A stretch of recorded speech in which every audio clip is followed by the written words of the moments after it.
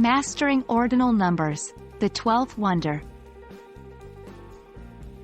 Hello everyone! Today, we're going to take a journey to the wonderful world of ordinal numbers. Specifically, we'll focus on the ordinal number, 12.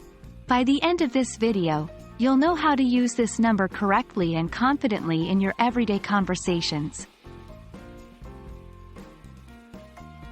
Let's start at the beginning. Ordinal numbers are numbers that denote a position or order in a series. They are different from cardinal numbers, which tell us about quantity.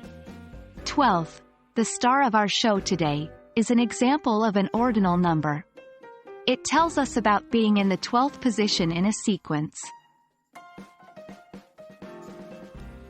Now, let's get into the specifics of the ordinal number, 12. This word represents the ordinal number following 11th and preceding 13th. It indicates position number 12 in a sequence. For example, if you're running a race and you finish after 11 other people, then you finish 12th. Or perhaps, it's your friend's birthday on the 12th of the month. Pronunciation can be a bit tricky with this word, but don't worry. We're here to help.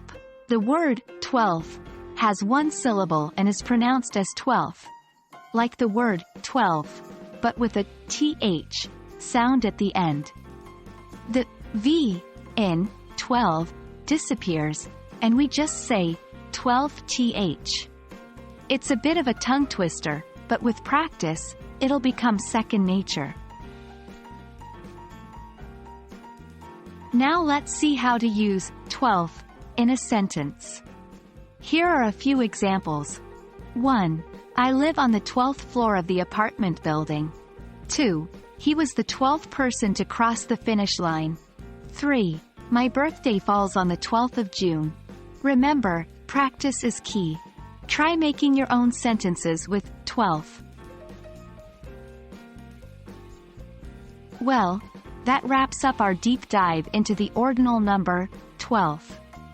We hope you found this video helpful and that you now feel more confident using the word 12 in your everyday English.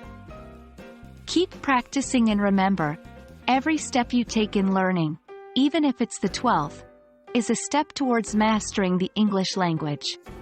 We'll see you in the next video.